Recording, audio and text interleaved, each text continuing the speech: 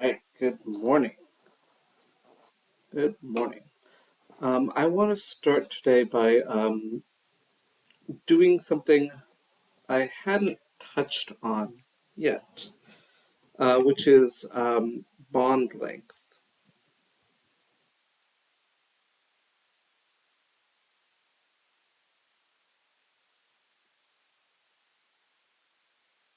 And this goes back to the idea of size that we were looking at earlier, that we have atoms of roughly, some order of picometers, right? And they have various sizes, as we saw with the periodic table.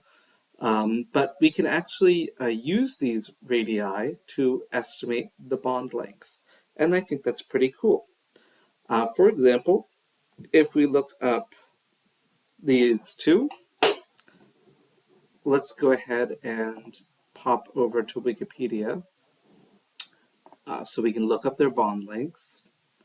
And then we'll go ahead and see what we can do with them. So let's switch over here real quick. I'm on Electron Infinity. That's something we'll do later. Atomic radius. Okay, so if we're looking at the covalent radius, if we look at iodine and chlorine, we're looking at iodine at about 140 picometers. I'm going to just write that down. And chlorine about 100 picometers for the radius. And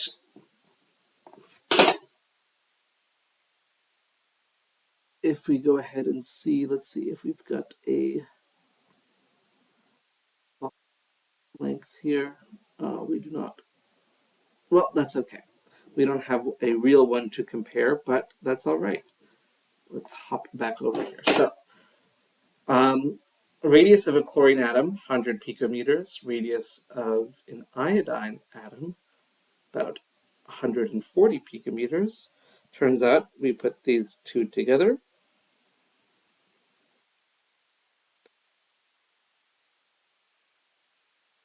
What we'll later see to as a Lewis structure, we'll see something like this where they're bonding together. We see that the bond length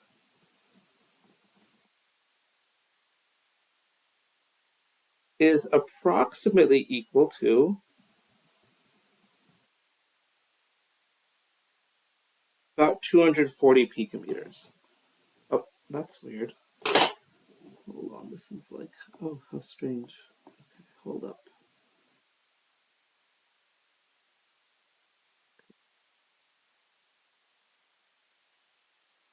Okay, there we go. So the bond length of this covalent bond between iodine and chlorine is roughly just the sum of their atomic radii, roughly. And this is actually a pretty good approximation. Let me see if I have a couple of ones where I know they're ones so we can actually compare these. Okay, let's see. Uh, let's see. Okay, let's look at. Okay, no, these are terrible exercises. Well, let's look up a nice molecule. What's your favorite molecule, everybody? Let's look up. How about water? Let's see if we can have waters. Oh, I always forget water. Like doesn't go to the chemistry page. Let's see if we can't have a bond length for water.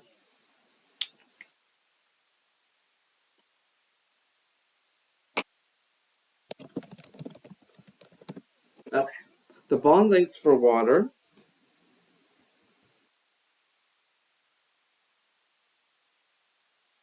is approximately 0.957 angstroms to 1 angstrom, thereabouts. So let's see what we can do if we take a look at the atomic radius of these atoms, and let's see what we'll get.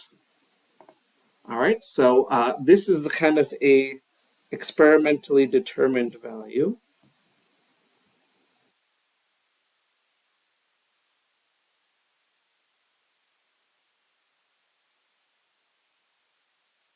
And just remember that this is really 95.7 picometers and 100 picometers. So remember, angstroms are our unit we'll use, 10 to the minus 10 power, picometers 10 to the minus 12. So just keep that in mind. All right, let's hop over and see those radii, what we can do. So hydrogen's is about 25, and oxygen's is about 60.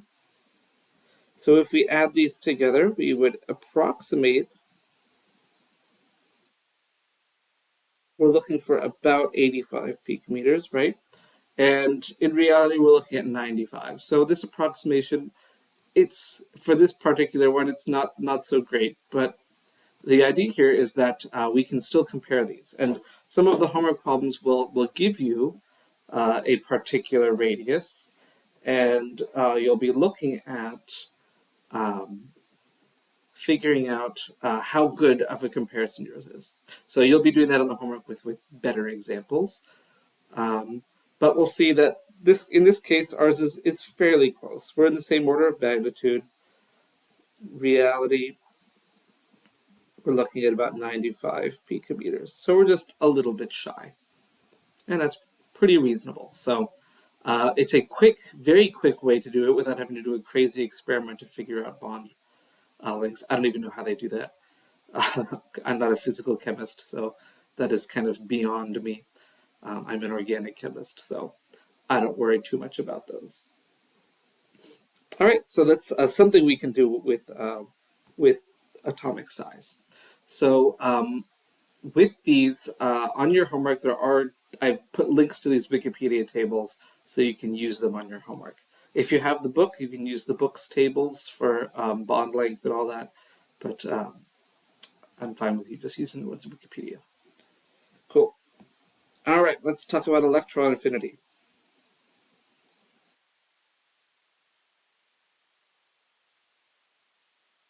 So electron affinity is kind of the opposite of ionization energy. In this case, it's the energy associated with gaining an electron. For example,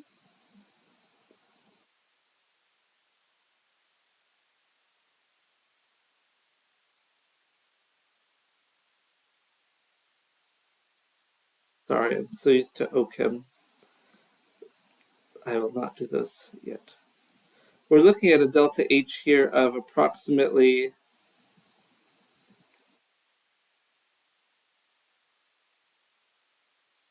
about negative 395 kilojoules per mole. Or is it 349? 349, yeah.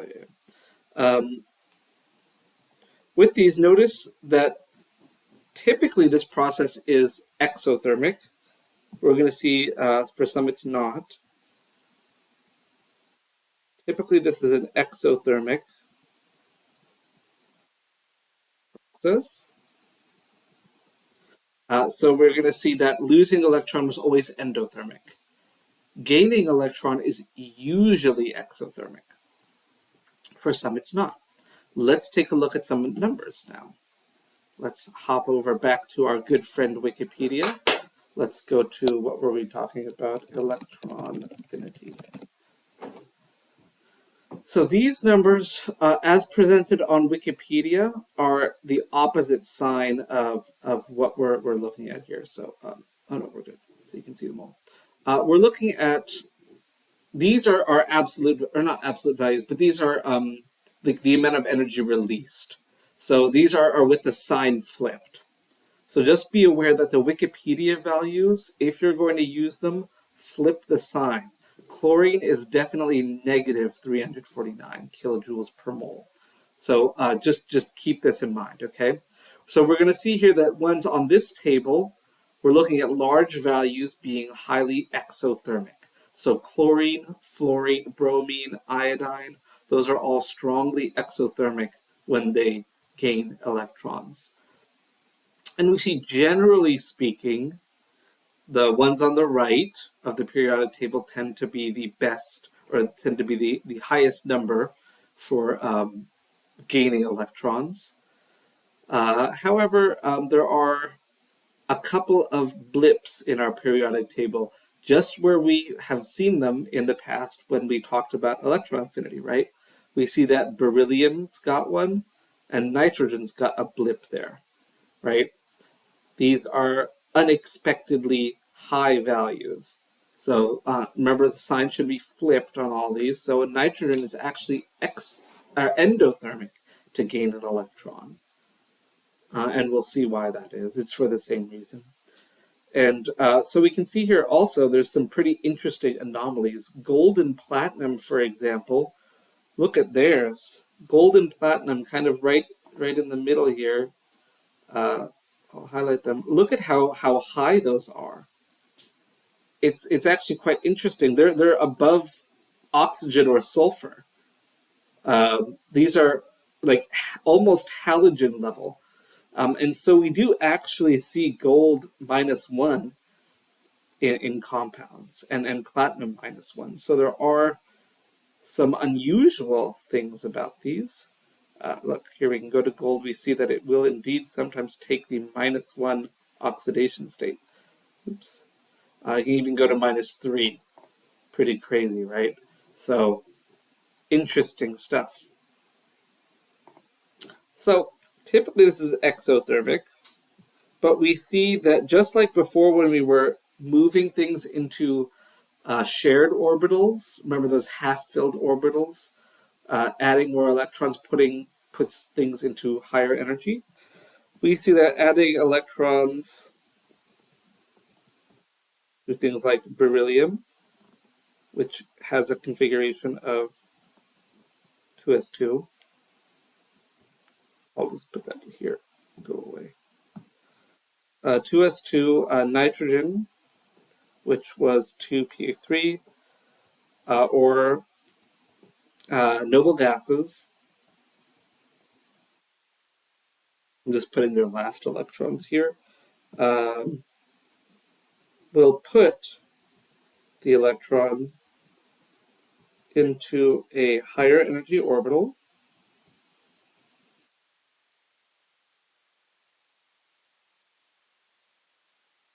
It will starts pairing it off.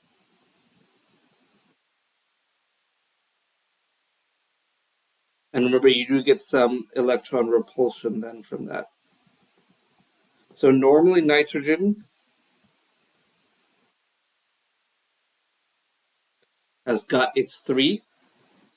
Remember, we saw that oxygen, it's relatively easy to lose an electron because it will go and make now a half-filled orbital. Putting an electron in is going to bump it into a start pairing off orbital. So we're going to lose that half-filled space. And so remember, that starts putting in some electron repulsion ideas. And so all those, because you're putting them in higher energy orbital, are starting to pair things off. These are actually endothermic.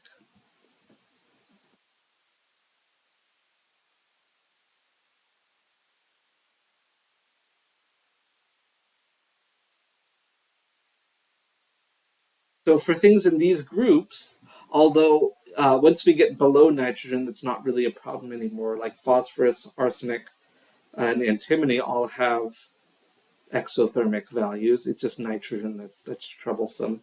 But pretty much all the alkaline earth metals like beryllium, magnesium, calcium, all those are pretty much endothermic.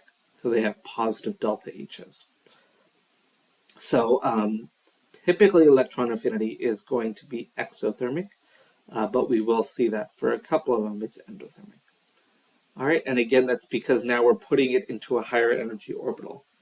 So if we think about beryllium, let's just do that as an example, or neon, right now. Let's do neon. 2p6, right? If we are going to add an electron, that means we're going to now move it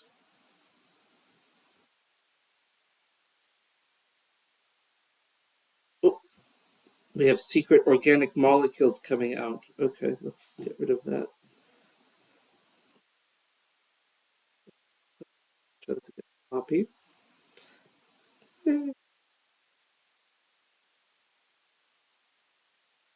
Put one in red. We will now put an electron into 3s1. And by having this neon minus thing. And look at how awful that is, right? Now we are putting an electron way into a much higher energy orbital. It's not something that wants to happen, right? We know that sodium, which normally has the 3s1 electron configuration, is happy, very happy to lose the electron. And so neon to gain it, it just doesn't make sense. So this is a highly endothermic process. So not going to happen,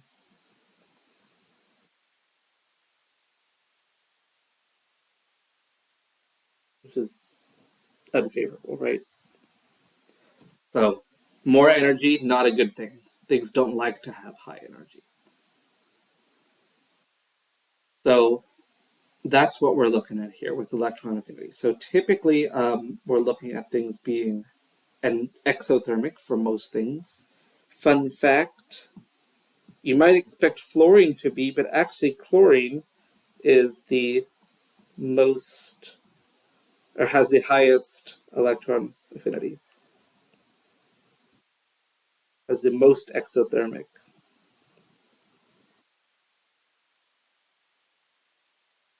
electron affinity. I'm going to put that with a capital A, actually. That's your fun fact. So you might expect it to be fluorine. Fluorine is the smallest and all that of the groups, but it's actually chlorine. Chlorine has the most exothermic one. The reason for that, because fluorine, even though it's got the higher effective nuclear charge, actually it doesn't. Chlorine has a higher one, but when we're looking at it, we're going to see electronegativity when we talk about that in a few chapters. Chlorine has a much lower electronegativity than fluorine does, and fluorine is far more reactive than chlorine is, um, even though chlorine has the most exothermic electron affinity. So you might expect it to be fluorine, but no, it's chlorine. So interesting fact. Typically, electron affinity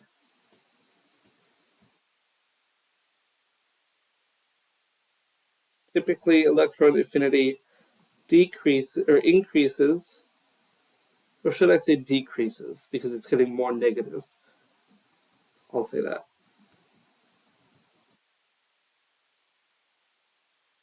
More negative from left to right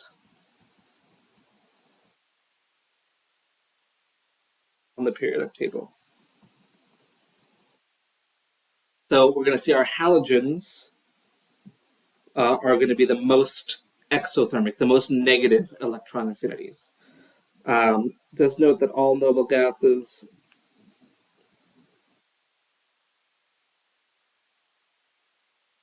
are endothermic. So it decreases from left to right and then shoots up at the noble gases. So don't even consider them. They're not going to be gaining electrons, right? It just doesn't make any sense for a noble gas to gain an electron. It's terribly unstable. So it's not going to happen. All right, so typically we're looking at these things decreasing, becoming more and more negative until we get to the halogens. Halogens group 17, that's its most negative. We go one more to the noble gases and it shoots up. So not a good thing. All right, so just keep that in mind as well. All right, so that's the trend. Typically it decreases, but this is less of a trend, right? Because we have these blips in there, and then the noble gases are also a blip. So just keep those in mind. All right, cool. Any questions on that stuff?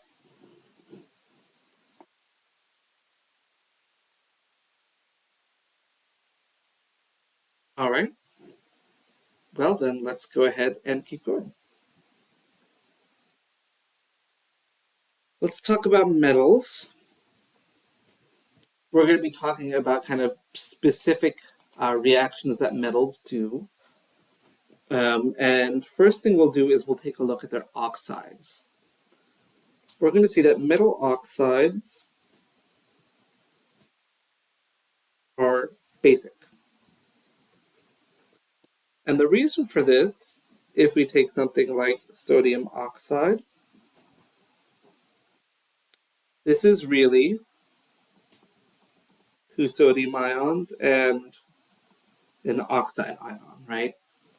The oxide ion reacts with water to make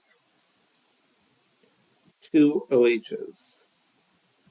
And so, if we remember from our very brief discussion of acid-base reactions in when we talk about double displacement, things that have hydroxide or produce hydroxide, we kind of can define as bases. So things that make hydroxide are going to be basic. And so we see that they will, with water, make hydroxide. If they're basic, they'll also react with acids. And so we can see that if we put this with an acid like HCl, we're going to do a plain old regular acid-base reaction. Remember, acid-base reactions produce water. So we're going to get H2O, their double displacement, and sodium chloride. So the H plus and O2 minus combine, although we will need multiples. All right, we will need to balance this. Actually, no, not there. Just those two. So we do see that these can react with acids. So metal oxides can react with acids, even ones that are insoluble. For example,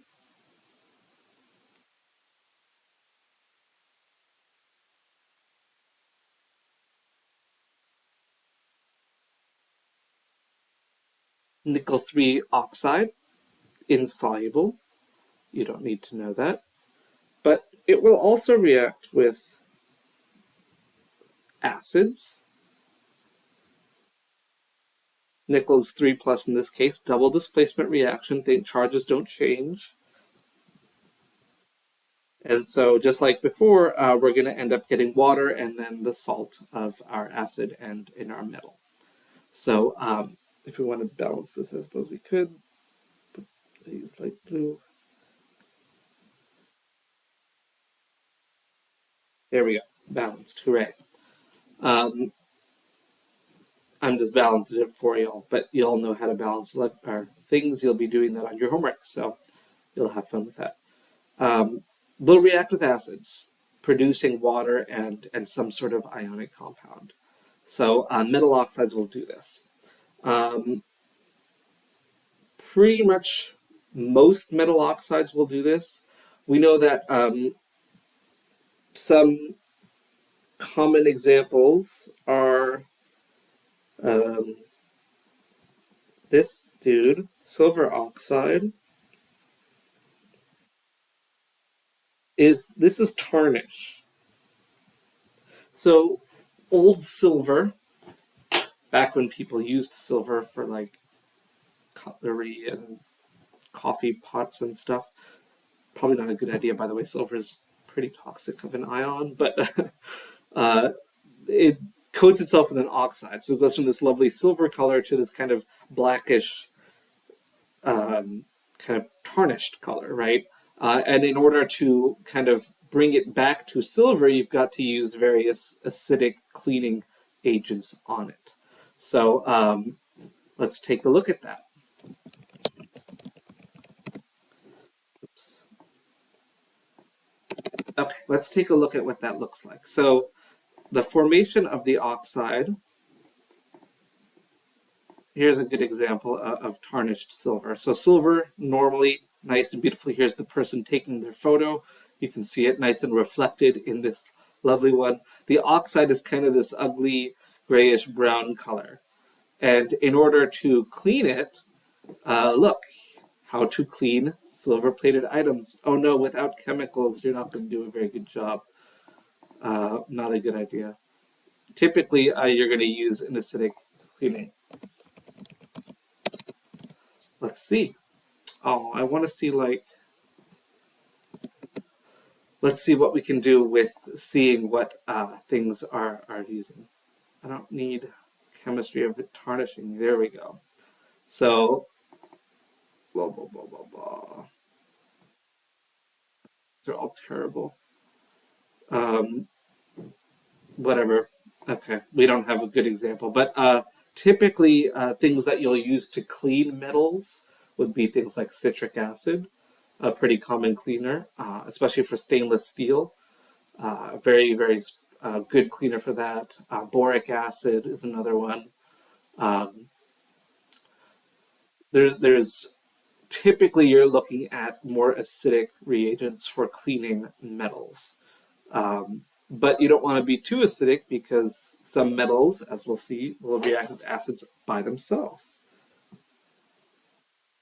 Typically, group 1 and 2 things will react. It depends on your activity series, right?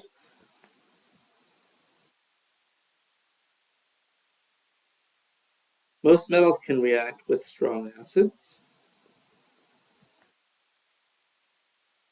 For example, if we put sodium with hydrochloric acid, we do a single replacement reaction. Technically, we go ahead and put some balancing in there. They produce hydrogen gas. This is depending on the activity series, right?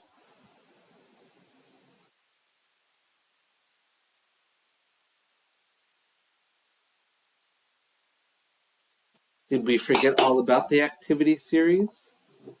Well, that's quite possible. So let's take a look at the activity series. Should be here somewhere. Yes, here it is. Let me switch the screen over so we can see it. Here's our activity series. We're looking at anything above hydrogen will be able to react with acids. So lead, tin, nickel, cobalt, iron, chromium, zinc, manganese, aluminum, magnesium, sodium, calcium, barium, potassium, lithium. All of these above hydrogen will react with acids, right? Because that's what has to happen for a single replacement. You have to be a stronger oxidation than hydrogen is. So these other ones below it will not react. And notice these are ones that we typically consider precious metals: copper, silver, platinum, gold. Those are ones that don't react. And so we're going to see that most metals will react with acids. Anything above hydrogen on the activity series will react. So keep that in mind. So anything above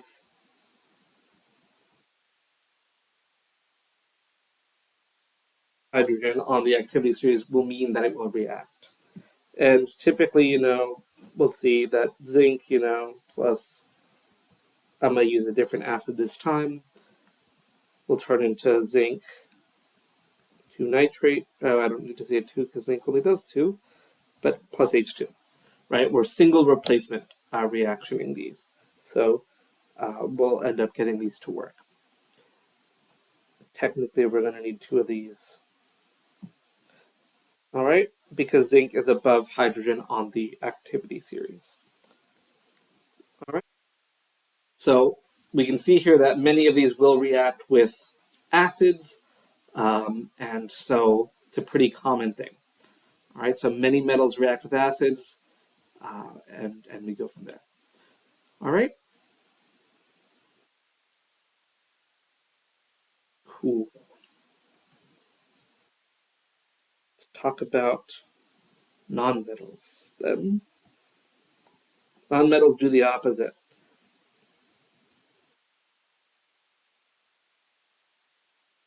Just like normal. We're going to see that nonmetal oxides acidic.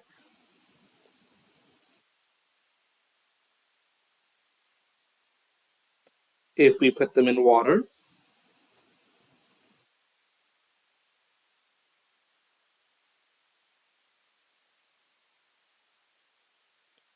If we take gaseous SO3, put it in water, we will make H2SO4. This is acid rain, by the way. This is what happens for acid rain. You make sulfuric acid. As we know, sulfuric acid is a strong acid, right? So the oxides of nonmetals are going to be acids.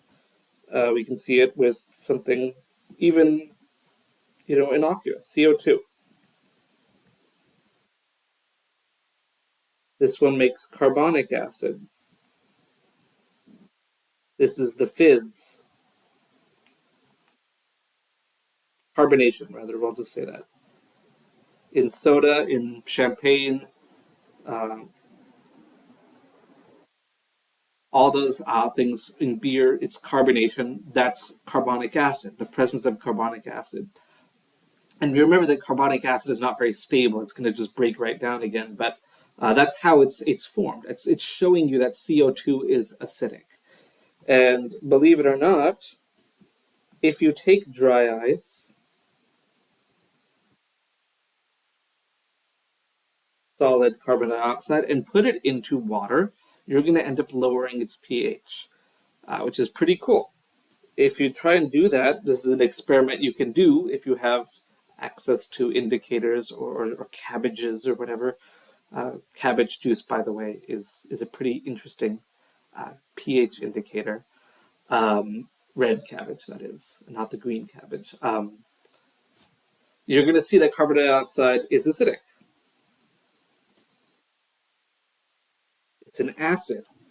Although it doesn't have H on it, it will react such that it will produce an acid, and it will then be able to act as such.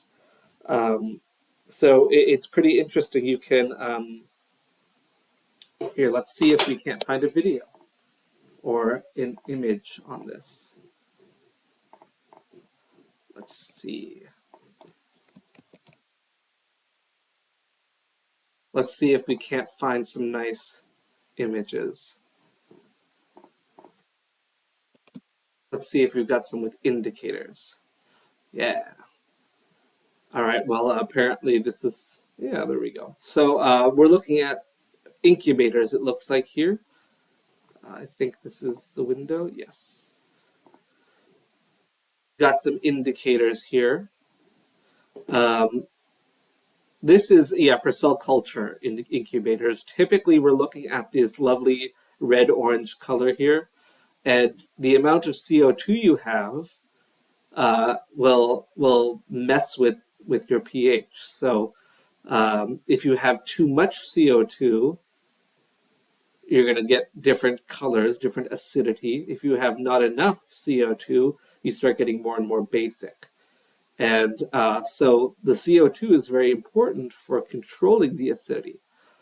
And this is also the reason that, with global warming, that as the CO2 in the atmosphere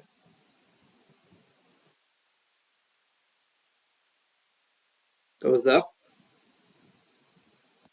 the ocean absorbs it, right? Ocean is a giant stash of water, right? And it acidifies. And then we have the coral dying as a result. Very sad. The reason for that is because carbonates and other we saw that carbonates can act as bases, right? Carbonates, not carbon dioxide, the ion of it.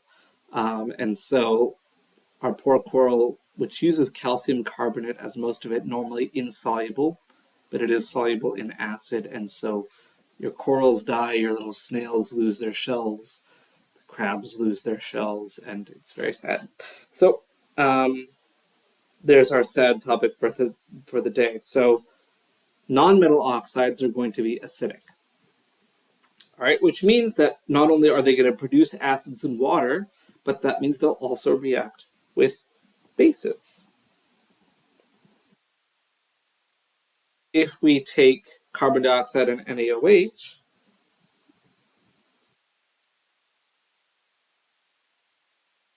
we're going to do the same thing. An acid-base reaction produces a salt and water. So we're going to see that this is an acid, this is a base, and as a result, we get our salt and water. And so we'll see that these things will react uh, to make salts and water. Just like metal oxides will react with acids, non-metal oxides will react with bases. All right, so that's kind of the trend here that we'll see about oxides of these things. All right. So, any questions on those? So we'll just be writing some equations out as we go through these things, and they're pretty straightforward. So we're going to see that some like kind of this chapter here is a little bit of a review, somewhat. We have some acid-base reactions. We have some single replacement reactions. We saw there's a lot of kind of similar stuff, and so if you need the review, the book goes through a lot of this in more detail, but this is not new information necessarily. It's kind of just presenting the same material in a different lens. So that's kind of what we're looking at here. Is there anything else I want to talk about with these chapters?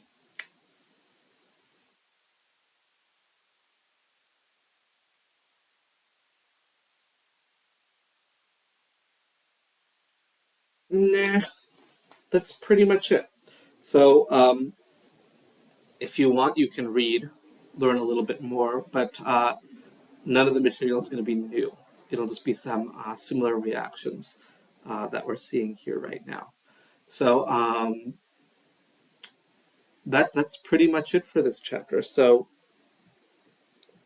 believe it or not, we just had an exam, right? But I think we have our next one on November 1st, if I recall correctly.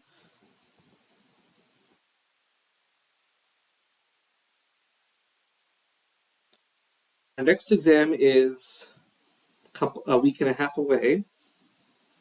It's on these two chapters, so electron configurations and light, and then this chapter about trends.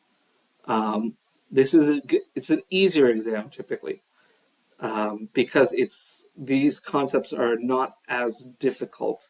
There's not as much information as with the previous chapters. Especially this one. This one's a pretty easy chapter. Chapter 6, okay, yeah, I can get there's some confusion there. That's pretty common. But this chapter 7, is usually pretty easy.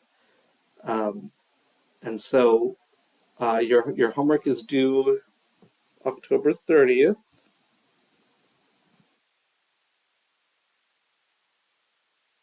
So I would make sure you get that done for chapter 7.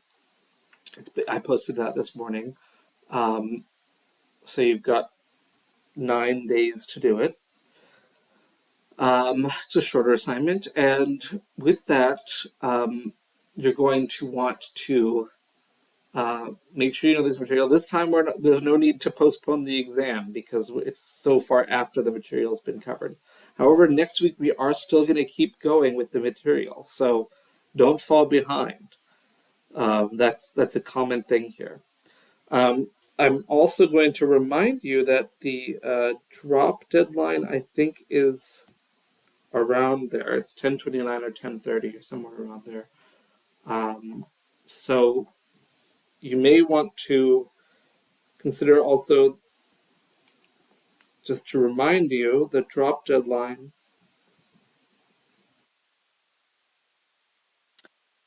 Let's see, I have it written out here somewhere on one of these. It is the 29th. The drop deadline is 10/29. All right, this is a very important date because you want to consider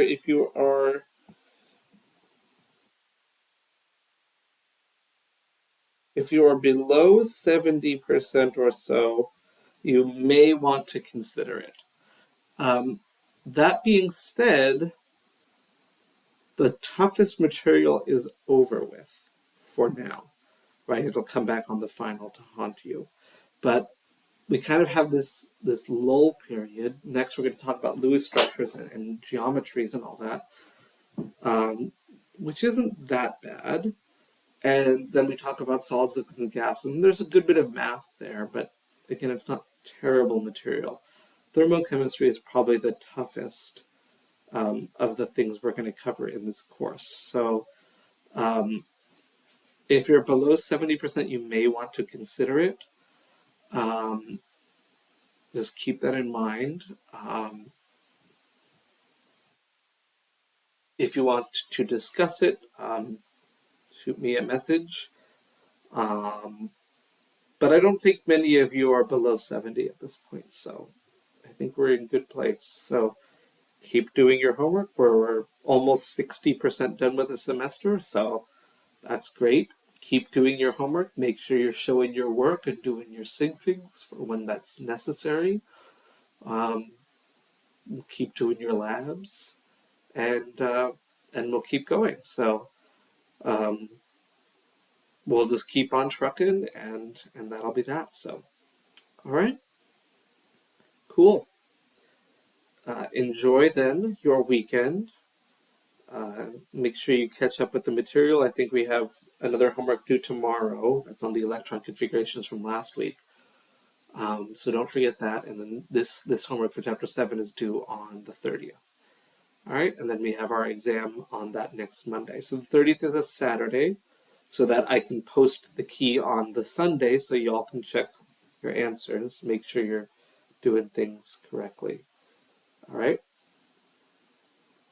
Well then, in that case, enjoy your weekends, study well, treat yourself, take a break, and keep on doing chemistry. All right, we'll see you next week then. Take care.